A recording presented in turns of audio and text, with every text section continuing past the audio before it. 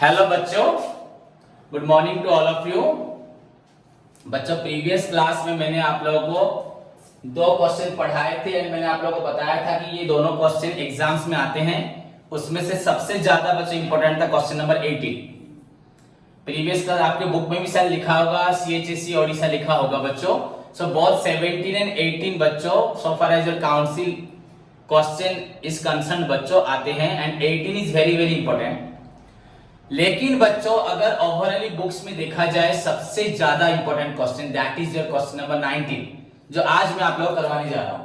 Question number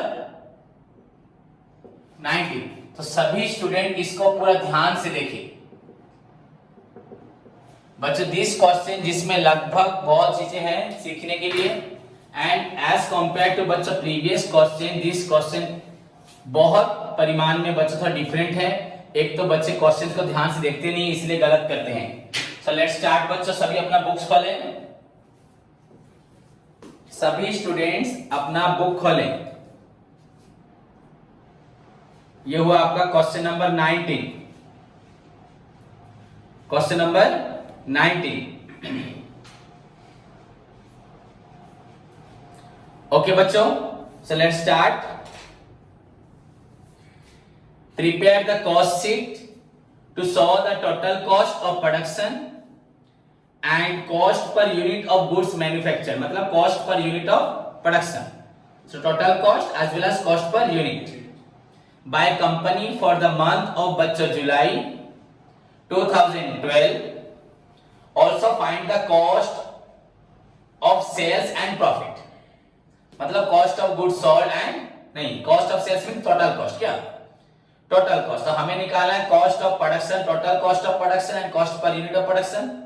then निकालना है बच्चों आपको total cost and total cost, cost of sales means total cost and profit. So the given informations are बच्चों stock of raw materials on 1 July, आपको ऊपर लिखा भी है for the month of July. So this production बच्चों हुआ था जुलाई में। सो रॉ मटेरियल्स बच्चों ऑन 1 जुलाई को 3000। देन रॉ मटेरियल्स बच्चों आपका परचेज हुआ 28,000। Stock of raw material on 31 July that means closing 4,500। तुम्हारा बुक्स कहां है? तो 18 19 नंबर प्रॉब्लम है लानी। तुम लोग अगर अभी भी स्टिल बुक्स लेके नहीं आओगे तो तुम कौन क्या बोलेगा?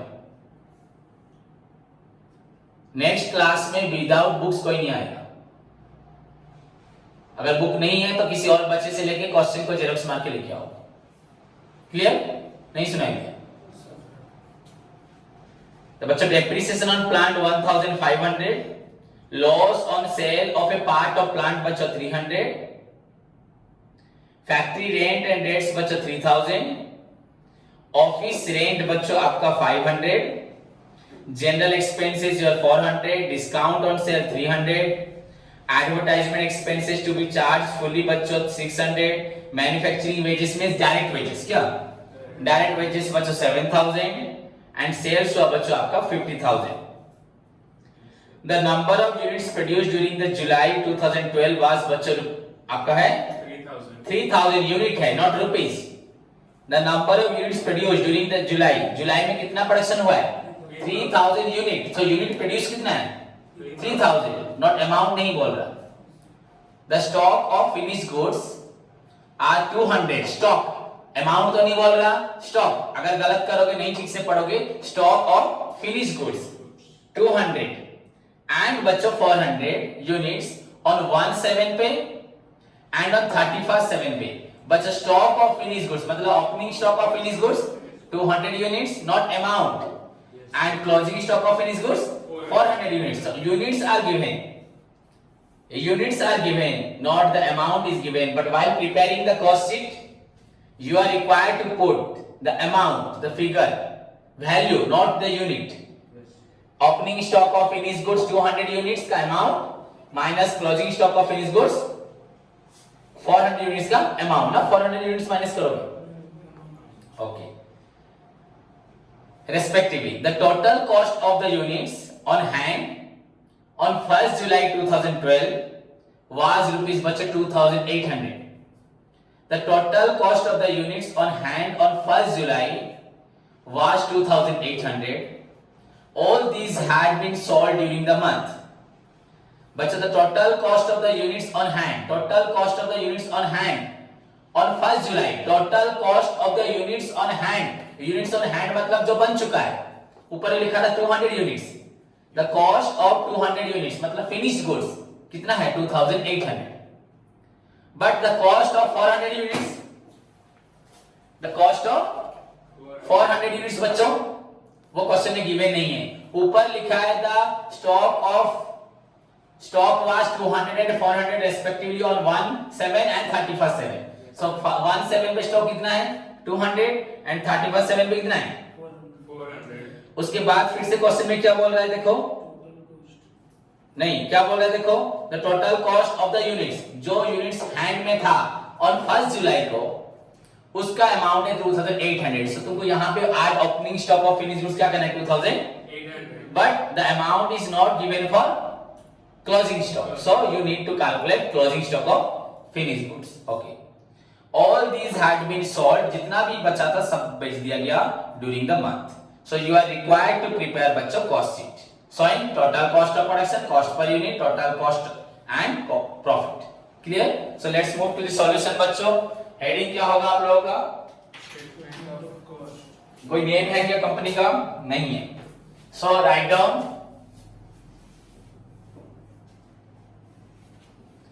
statement of cost of a manufacturing concern लिखा है क्या,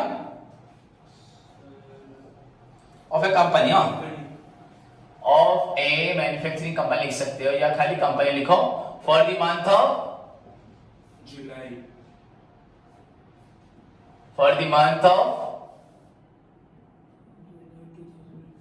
2018. ओके, जिसके बुक में जो है यहाँ पे फिर 12 लिखा है. So for the month of July 2018, no problem. जिसके बुक में 16 है, 17 है, 18 है, जो है वो लिखेगा. नेक्स्ट बच्चों, फॉर्मेट हमारा बनाओ सभी.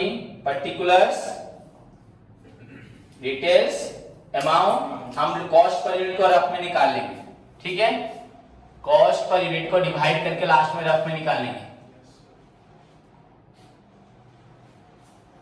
सो first column for your particulars, then for details, then for amount. Particulars, details. मैंने आप सभी को बोला अभी थोड़ी देर पहले बच्चों, the most important question of your text book बच्चों, कॉस्ट शीट का. इनफैक्ट बच्चों +3 में भी आपका यही क्वेश्चन बहुत इंपोर्टेंट, अगर आप बीडी कॉलेज में पढ़ते हो तो यही क्वेश्चन दिया जाता है. द मोस्ट इंपोर्टेंट क्वेश्चन बच्चों आप लोगों का, सो वेरी वेरी इंपोर्टेंट, याद रखना सभी. सो दिस इज योर बच्चों format. Let's start, solution start करते हैं. सभी ध्यान से देखें.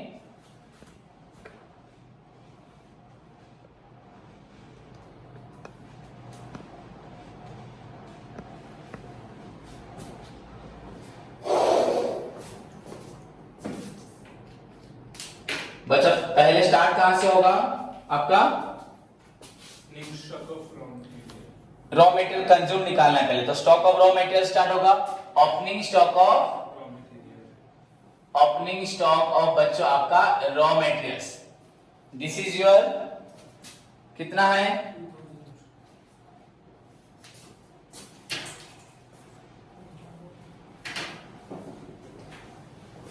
दिस इज योर बच्चों 3000 ऑन 1st जुलाई लिखा है. सो 3000. देन ऐड क्या होगा बच्चों, purchase of raw material.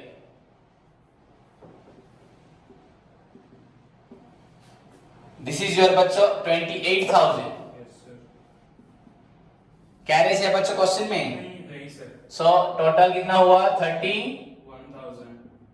Now हमें क्या करना है, minus closing stock of raw materials. And this is your बच्चों 4,500. तो ये आपका हुआ बच्चों कितना 26,500. This is your raw material consume या कॉस्ट ऑफ मटेरियल्स यूज्ड. क्या रॉ मटेरियल्स यूज्ड मतलब डायरेक्ट मटेरियल कितना यूज हुआ. Clear. Next move towards prime cost. तो प्राइम कॉस्ट के लिए हमें क्या चाहिए डायरेक्ट वेजेस. यहां पे क्वेश्चन में क्या है मैन्युफैक्चरिंग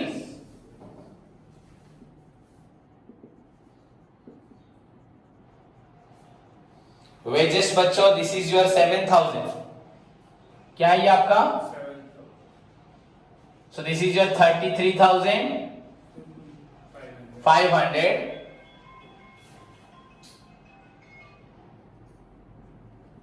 प्राइम कॉस्ट. नेक्स्ट बच्चों नेक्स्ट उसके बाद क्या होगा फैक्ट्री ओवरहेड या वर्क्स ओवरहेड. क्या होगा इसको और क्या बोलते हैं वर्क्स ओवरहेड. क्या बोलते हैं वर्क्स ओवरहेड. कॉस्ट कैसे बोलेंगे ओवरहेड. गलत बोल रहा है. ओवरहेड में मतलब indirect material indirect labour indirect expense. Works overhead मतलब all the indirect material indirect labor indirect expenses used for work in factory. तो factory overhead works overhead same. Answer निकलेगा फैक्ट्री कॉस्ट या वर्क्स कॉस्ट. फैक्ट्री कॉस्ट या work cost. So now तो factory overhead में क्या है देखो बच्चों. पहला आइटम आपका डेप्रिसिएशन ऑन प्लांट.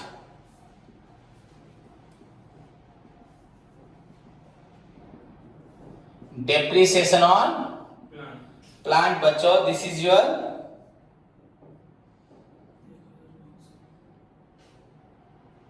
1,500. उसके बाद loss on sale of part of plant. बच्चों items excluded from cost sheet में आता है.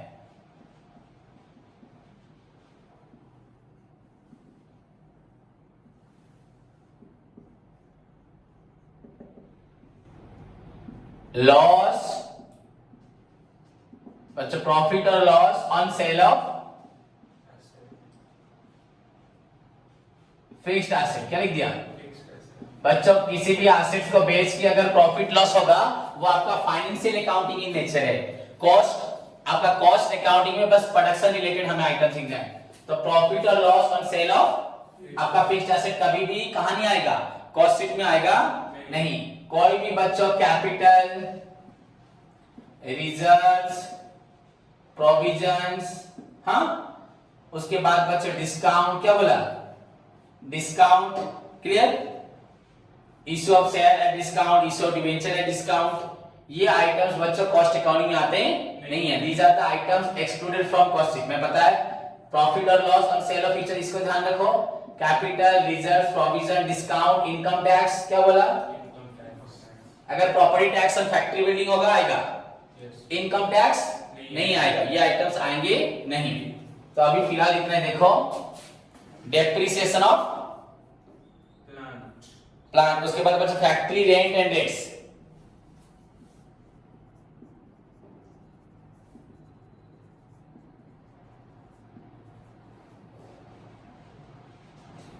तो देखना आ रहा है clear. Factory rent and rates बच्चों. This is your 3,000. नेक्स्ट बच्चों ऑफिस रेंट कहां आएगा ऑफिस एंड एडमिनिस्ट्रेटिव में. जनरल एक्सपेंसेस भी ऑफिस एंड.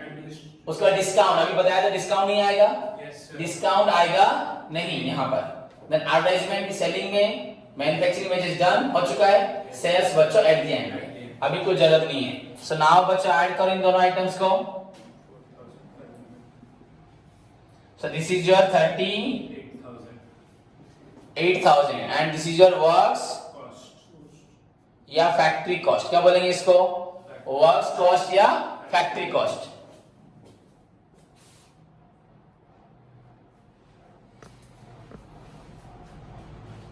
वर्क्स कॉस्ट या फैक्ट्री कॉस्ट.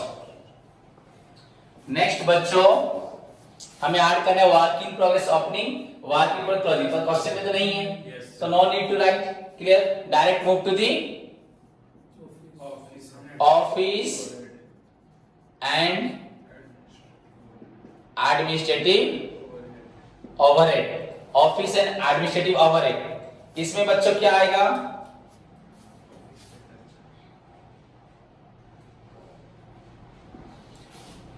इससे बच्चों क्या आएगा हमारा?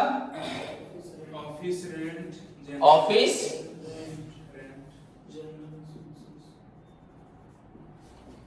रेंट बच्चों first item 500, then general expenses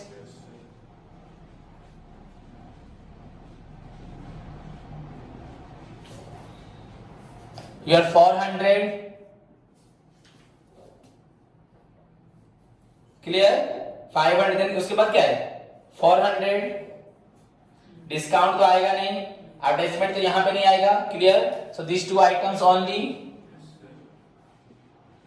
so 900, so this is your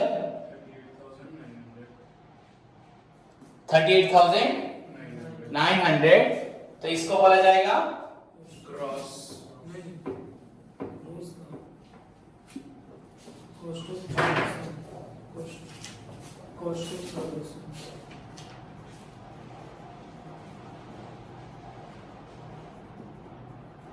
gross कैसे आया तेरा? यहाँ पे ग्रॉस कहां से? इधर उधर देख रहा है, दिमाग पे फोकस नहीं तेरा, अब ब्रेन से सब कुछ निकलेगा। फैक्ट्री कॉस्ट के बाद, वर्क कॉस्ट के बाद हमारा ऑफिस आइड हुआ, क्या? Cost of production. पढ़ाई में ध्यान नहीं है, सो कॉस्ट ऑफ प्रोडक्शन के बाद हम कहां मूव करेंगे? नेक्स्ट बच्चों, move to the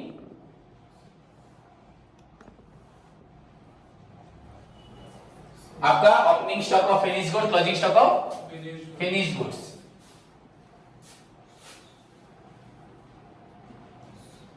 opening stock of finish goods and closing stock of finish goods बच्चों। तो write down here cost of,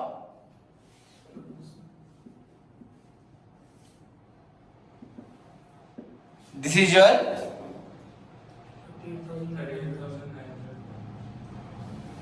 38,900 already निकाल चुके हैं। अब हमें लिखना है क्या? Add opening stock of finished goods, this is your 2,800, तो ये हमारा निकला 700, 41,700 minus closing stock of finished goods, तो दिस इज योर बच्चा, हमारा फॉर्मूला क्या था? कॉस्ट ऑफ प्रोडक्शन, यहीं पे कर देना, आप लोग वर्किंग नोट भी कर सकते हो, by unit produced into closing stock. ये कोई फॉर्मूला है क्या?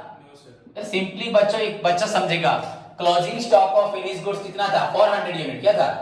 उसका प्राइस क्या होगा? बच्चों एक्चुअली हमारा प्रोडक्शन कॉस्ट कितना हुआ था? 38,900। अभी हमने नीचे लिखा था 38,900 कॉस्ट ऑफ प्रोडक्शन। सो 38,900 जो हमने स्पेंड किया cost of production for producing बच्चों कितना यूनिट? क्या क्वेश्चन में लिखा था? The number of units produced during the year, during the month July, during the जुलाई 3000।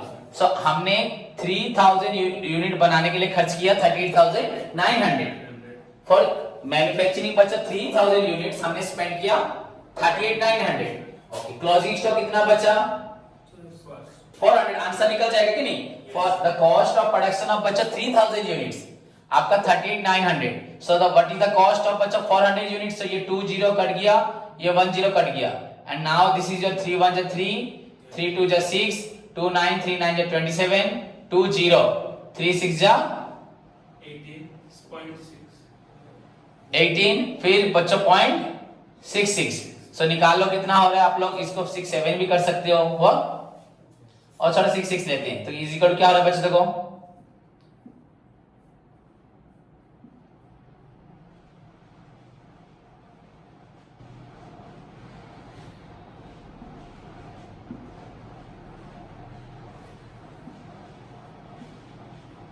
बच्चा 5186.64 क्या निकल रहा है? 5186.64 दैट इज बच्चा अप्रोक्सीमेटेड कितना होगा?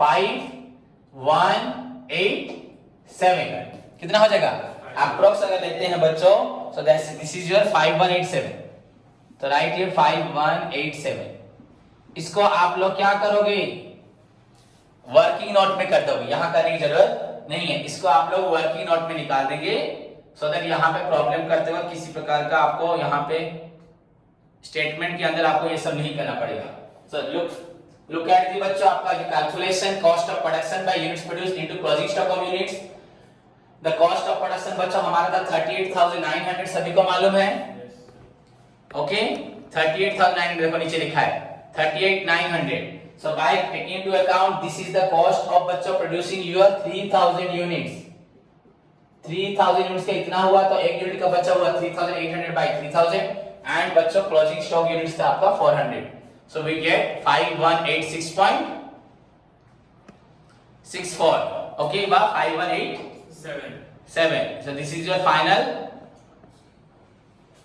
result for the closing stock of finished goods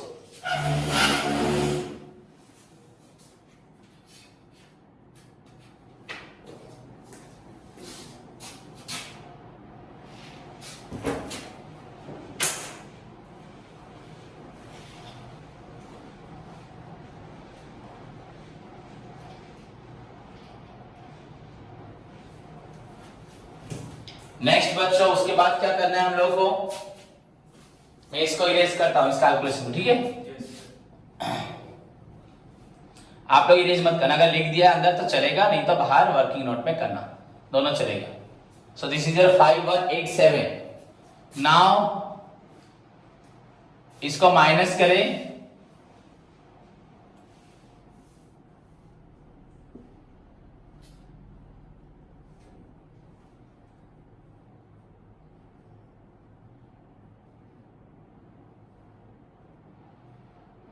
$36,513 this is your बच्चों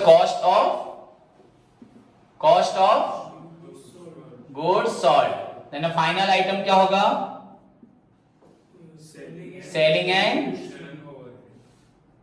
distribution overhead selling and distribution overhead every math में करवा रहा हूं हर एक मैथ उसके बावजूद अगर कुछ बच्चे नहीं पढ़ोगे तो कैसे करोगे तो ऑनलाइन का पूरा फायदा उठा रहे हो मुझे मालूम पड़ रहा है बच्चा इसमें था एडवर्टाइजमेंट था ना डिस्काउंट तो नहीं आएगा तो क्यों नहीं आएगा बताया था मैंने तो एडवर्टाइजमेंट एक्सपेंसेस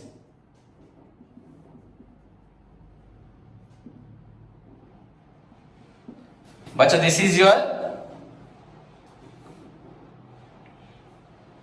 600 क्या है 600 तो एक ही आइटम है सो बच्चों दिस इज क्या निकला आपका 36,000 था 37,113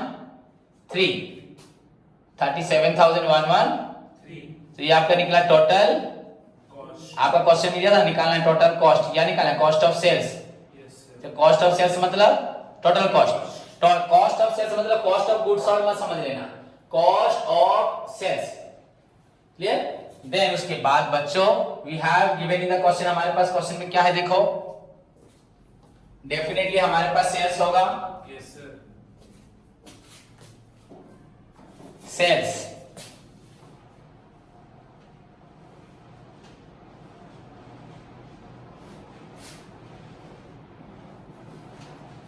सेल्स आपका हुआ 50,000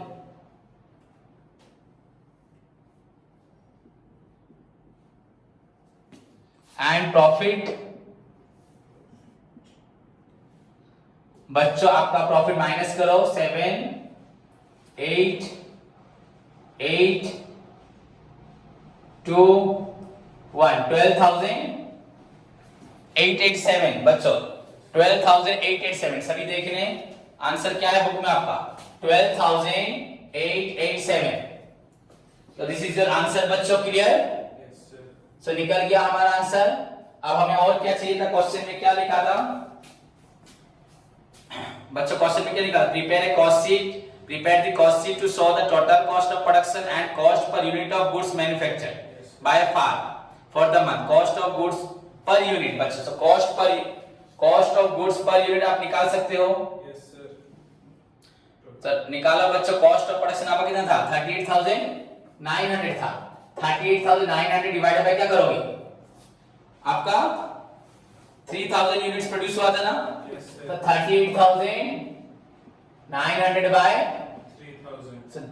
2 0 काट के 3 से कैंसिल करो, 3 1 जा 3, 3 2 जा 6, 2 9, 3 9 जा 27, 2 0, तो 3 6 जा 18, 6, तो 12 पॉइंट बचा 966 but 12.97। Okay, so this is your 12.97। क्या निकला ये आपका? 12.97 क्या निकल रहा है आप लोग का? Per unit. Cost of production per unit. तो इसको निकालते हैं हम लोग, Yes. इधर निकालता हूं।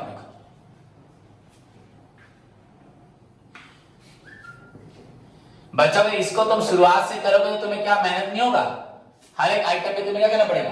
डिवाइड करना पड़ेगा। नाउ हमें निकालना है कॉस्ट। बच्चा हमारे पास पे लिखते हैं we have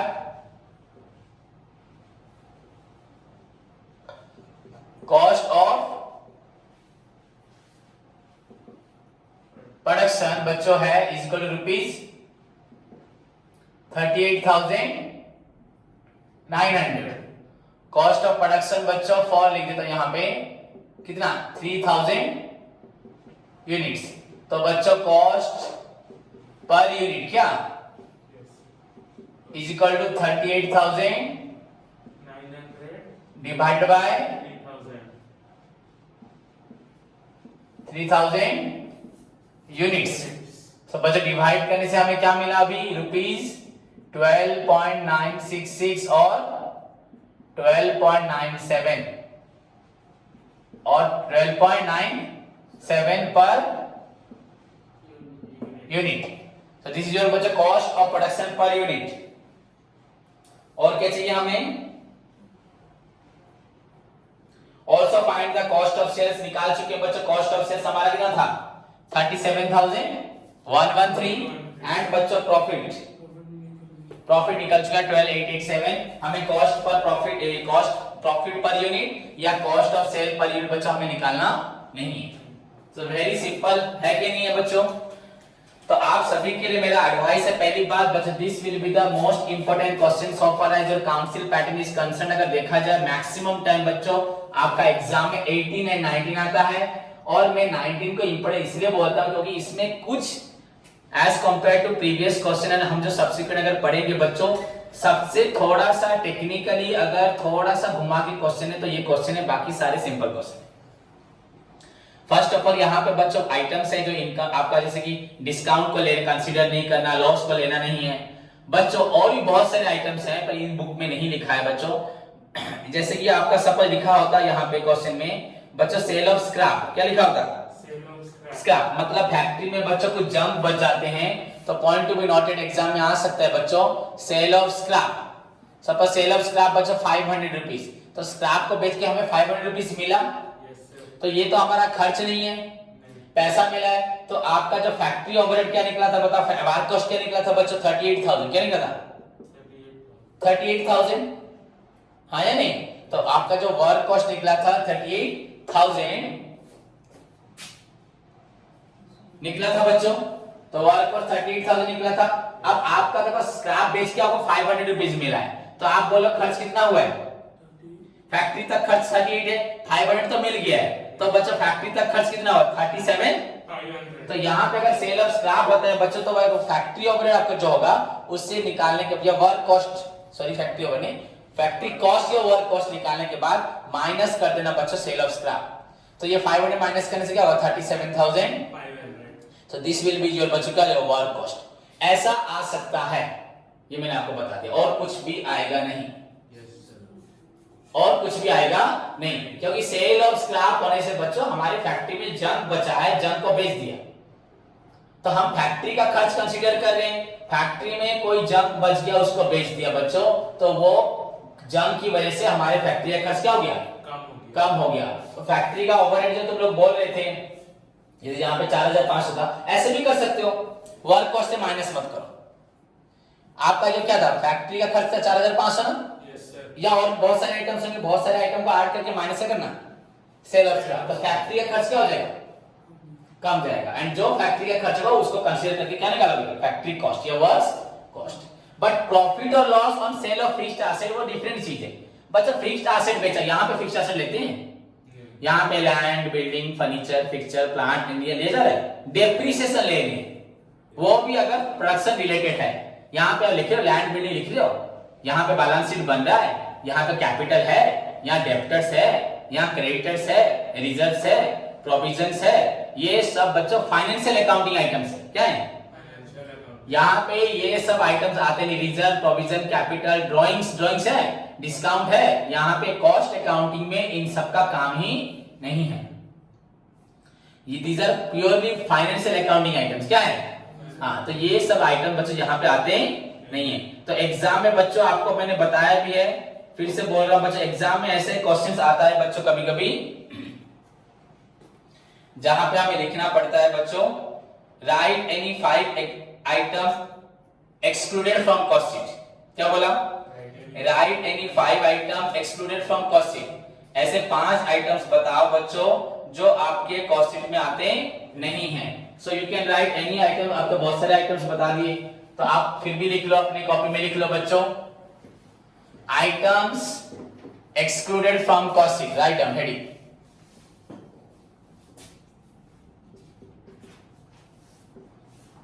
Items excluded from cost sheet. Items बच्चों excluded from cost sheet या items not included in cost sheet, same thing ना। क्या बोला मैंने, items not included in cost। इधर भूल जाओगे फिर, items not included बच्चों।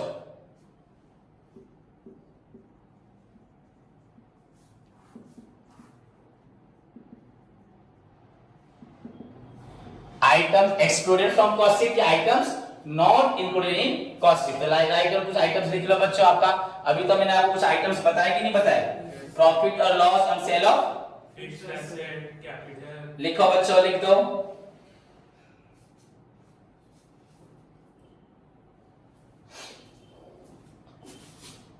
बच्चों प्रॉफिट और loss on sale of fixed asset, आपका डिस्काउंट, रिसीव और अलाउड कुछ नहीं आएगा, समझे। उसके बाद आप लिख सकते हो इनकम टैक्स में मोस्ट। बच्चों ऐसे बहुत सारे बुक्स में आपके आइटम्स है, बहुत लगभग 100-150 आइटम्स है, बट जो मोस्ट कॉमनली यूज्ड आइटम जो आपके प्रैक्टिकल प्रॉब्लम में आते हैं वो बता दे रहा हूं। ये आइटम्स आ सकते हैं, उसको आपको इग्नोर करना है। Most commonly appear in your practical problem, otherwise तो बहुत सारे आइटम्स है, पर हमें वो जरूरत नहीं है। तो बच्चा डिविडेंड, हाँ डिविडेंड पेड रिसीव आएगा नहीं आएगा, क्लियर। तो आपका रिजर्व प्रोविजंस नहीं आएगा,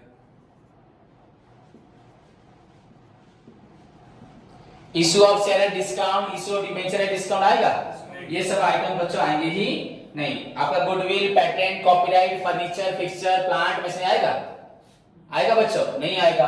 आपका कोई भी इंटेंजिबल एसेट आएगा, नो सर। गुडविल, पेटेंट, जो भी इंटेंजिबल एसेट हो, टैंजिबल एसेट्स हो बच्चों, ये सारे आइटम्स आएगा नहीं, ओके नहीं। और बहुत सारे बच्चों आए, पर हमें जरूरत नहीं है अभी। Interest paid, interest on bank deposit, bank, ये आप आइटम्स याद रखो। कैपिटल, ड्राइंग्स आएगा नहीं सर, तो छोड़ दो, इतना जरूरत नहीं है। These are the item, 5-6 item exam में आ सकता है बच्चों, 3 marks question. Write any 3 examples, goodwill, patent, copyright, trademark लिख नहीं सकते क्या, यस सर। समझिए। ट्रांसफर फीस क्या होगा, ट्रांसफर फी बच्चों, ये सब आइटम। डोनेशन, क्या बोला, डोनेशन, चैरिटी, सिंकिंग फंड, ये सब कुछ भी आएगा नहीं। Capital expenditure, land, building, plant, machinery, ये सब आएगा नहीं। लिख सकते हो, समझ में आएगा नहीं। डोनेशन, कैपिटल एक्सपेंडिचर जितने भी हैं तुम्हारे, परचेज ऑफ लैंड, बिल्डिंग, ये सब आइटम्स बच्चों completely excluded from cost sheet. क्या बोला, completely excluded from cost sheet. So what are the items which are not taken into account while preparing बच्चों कॉस्ट शीट।